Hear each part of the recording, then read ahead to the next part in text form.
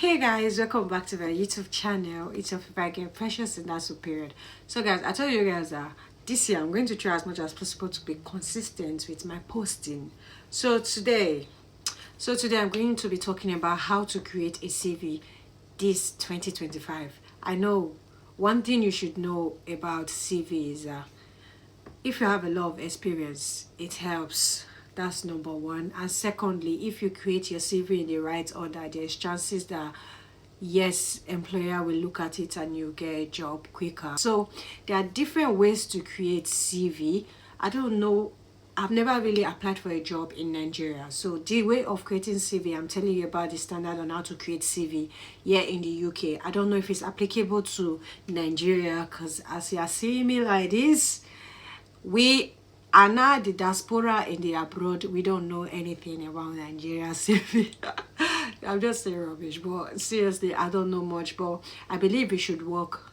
Yeah, I believe you should be able to apply, use UK standard to apply. But this CV I'm about to tell you guys is how to create a CV to get you a healthcare assistant job. Yeah, because that's basically what I'm doing. That's basically all I know. And firstly, guys, I just want to let you guys know that if you would like to come to the UK this 2025 as a healthcare assistant, hope you have it at the back of your mind that once you're coming here as a carer, you can't bring your spouse, you can't bring your family as a carer anymore this 2025. And you have to become a citizen first before your family can join you. Of course, they can come through tourism to come and visit you, but just know that when they're coming to visit you, they can't work. Otherwise, if they catch you, it's not a good story to talk about. So hope you have that at the back of your mind that getting a COS this 2025, hope you know like what is involved. If you do, fine. If you don't, in one of my videos I'll tell you more about it, but I need to make more research about it. But the one I'm sure of is you can't bring your family to the UK. So those of you that I want to come to the UK as a carer, I want to come to the UK, are you sure you know what is involved? Do you know what it means? Like you won't see your family. I've been in this country for a year plus now. I came in April last 2 years. So this April this year it will be making me 2 years in the UK. Guys, do you know what I went through? Like up till now I've not seen my family. Like, okay, not let's say family, because my sister is here, my mom is the one in Nigeria. At least I grew up with her, so I'm not to the miss her like that, because yeah, I'm an adult. But guys, hope you know that if you have like a wife, mother, if you have wife and children, or if you have husband and children, if you want to come to the UK as a carer 2025, you can't bring them. Do you know that? If you don't, please make research about it and don't just jump into I want to come to the UK as a carer, I want to come to the UK as a carer, because a lot of things has changed and a lot of things is changing. So I just want to let you guys know before I go ahead with the CV, because this CV I'm about to tell you is going to help you a long way and help you get a job as a carer, or it's an edge for you to getting a job. So first of all, you're going to start with your details, your personal details, like your name, your phone number, your address, and your email address as well, because they're going to contact you through your email. Yeah, so that aside, that should be like the first stuff. I don't know, god, English language is hard. So that would be the first thing you write. Then after that, you go to personal statement. I'm going to an example of a CV in my screen, so you have an idea of what I'm talking about. But the template that one used is similar to mine, but just that this one added work experience first, but me, I added my qualification first. So now after you've done that, you need to go to personal statement. That's when you need to write about yourself. You understand? In that place, write what you like, what you dislike. Try to write it in line with what you are looking for, because you're trying to work as a carer. Nobody cares if you finish. Like, don't add what you're not supposed to add there. For example, when it comes to personal statement, you can write I have passion for doing care, I have experience, I've been, you can start with oh god, I don't even know what to say right now because my head is blank. I have over 5 years experience in care. I enjoy helping people. I'm compassionate.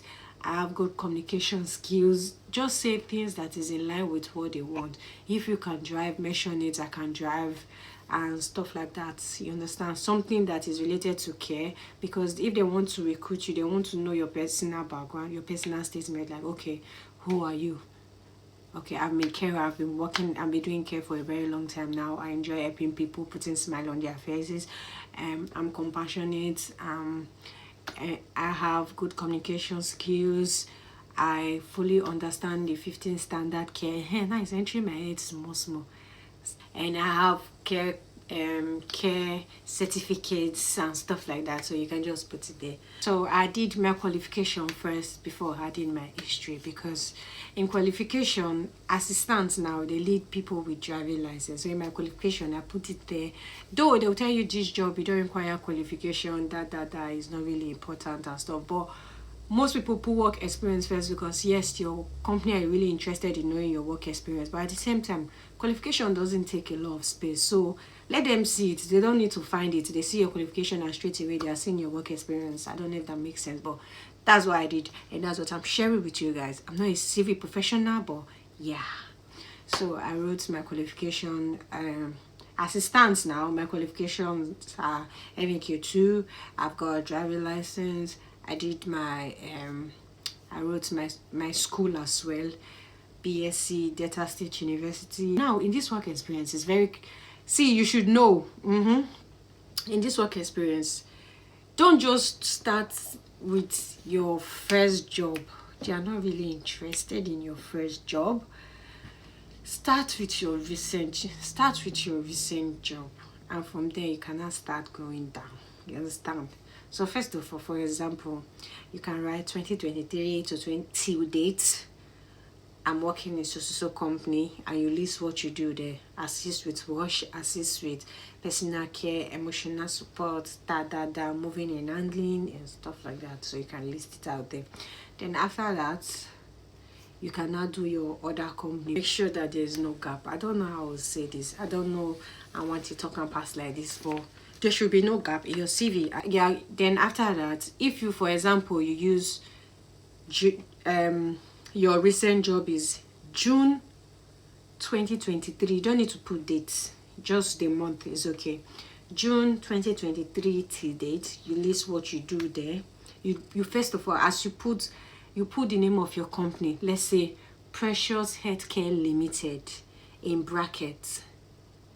August this to so let's say you use June 2023 to till date, bracket close. Then write the list of the things you do in your company. You know what you do now as a carer. Then if you work in a hospital, write it there as well. Then after that, if you have another place that you have worked, add it there. Now because you've used June, then you now start the other one with the date you started. Maybe you started 2018. You can write August 2018 to May 2023, because your next one is starting June. So after May now, June now be May, June. I'm right now. So after May, then you now write I don't know if I'm making sense, but my essence is let there be no gap. Once you're writing your experience, your start date and your finish date, the next date, you should continue from there. You understand? Because if you don't continue and there's a break, like you have 6 months different, maybe for example you put June, and instead of you to put your previous experience before you started that new one that started June, you put, instead of putting May, you put December. So between January, February, March, April, May, 5 months, what were you doing? They're really interested to know why do you stop working, why are you not working. That's when there's gap. Then you have to write it. But man, see, that is even more complicated. So I will tell you, try not to have gap in your CV. In my CV, there's gap. You understand? But there's no gap like gap, but there's gap. I don't know if that makes sense. So there's gap between when I came to UK to start my new job and the work I was doing in Nigeria. So at that point, I had to write it down there. But I didn't put it in my CV, but they will still give you a form to fill about your work. So when I was filling it, I let them know that relocated to the UK. So those gap was when I came to the UK, so processing my papers and all that, so it's understandable. But don't come and be having too many gaps. So for over a year it did not work, what were you doing? So they're really interested, so try as much as possible. If you can avoid a gap, avoid it, but if you cannot, you will be fine. So after your work history, my next was now my training. So I put all the training that I've done: adult safeguarding, the 15K standard courses, all the courses that I've done in my life. If you see my CV, if you see course, hazard, course, there's another one, Rido, all of them. So I added all my training. If you see my CV, I train even plenty past my work experience course. I low down. I think that's basically it. Then yeah, that's it. And one thing I can tell you for free is, when I was in Nigeria, so I didn't have a lot of experience in care. I only had one company that I worked for, but for the fact that I looked after my grandmother, I also added that to my CV. So it's also an edge to know that, oh, you have looked after someone. Even if you are a teacher, you can put it there. Teacher, all of them is still care. If you don't know, no. Now even if you are a teacher, you are a carer, because you look after your children. Do you know, like as a teacher, especially the way teaching is here, it's not like in Nigeria. So once you mention that you're a teacher, it's an edge because they know how they do their teaching. Here, a situation whereby students cannot get injured, students cannot get missing, they don't flog, emotional, blah blah blah. You know how you do your thing, cater for them. So it's still part of care, as long as you have catered for somebody. You understand? So you can also include that in your CV. I'm a teacher, I taught so age grade of that, and just list things that you do for them. Because as a teacher, it's your responsibility for you to keep the children safe as long as at the moment they are with you and not with their family, because their family entrusted you and say, okay, teach my kids, you feel me? At the same time, they shouldn't be injured and stuff like that. It's just all of them are the same thing as care, because you're caring for them. But Nigeria will not see it as care, because if pikin then you go collect. But anyways, that's basically it for my CV, and I hope this helps you get the dream job that you want. And one thing I can tell you for sure is keep applying, don't stop till it's over. And at this point, I don't think Home Office is going to cancel this care whatever. I feel like it's gonna go on for a very long time, because they've already done what they wanted to do, which is a situation whereby you can't bring your family due to the population in the country and how things are going, inflation and the rest. I don't know much about it because I'm not interested. I'm here. So I know they had to do some stuff. But if you want me to make more research about it, I can. Yeah. So I think that's why they did what they did. So if you want to come in as a carer, you're coming all by yourself till you become a citizen. That's only when you can bring your family. That kind of law, I don't think UK is going to close anything anytime soon and say, oh, no more healthcare assistance. It's going to go for a very long time. So if you're interested, don't stop applying. Recently, my friend in his own company, they recruited a lot of people from abroad. I was even surprised, because I thought like it's gonna be very hard. But I asked them, so he had some of them like, yo, they applied and they got the job. Yeah, so that's basically it. And the advantage is that they could drive. That's also what made them come. And when you're in the UK, you can drive with your international license for 1 year. So they are not like missing out. It's covered, you have insurance, but just know that insurance company will cut your neck. International license, hey, go, you will pay heavily for it. But anyways, that's it, guys. If you want me to talk about anything, drop a comment and tell me what you would like me to talk about, and I will be talking about it in my next video. So for now, thank you so much for watching. Thank you for the support and the words of encouragement, for your comments, your love. It means a lot to me. So I don't think I can do this without you guys. If not be on our support, what's a lot. Anyways, thank you so much for watching, and see you guys in my next video. Please don't forget to like, subscribe, share. It's not only you that need this information, a lot of people do need it, so share, guys. And see you guys in my next video. Bye.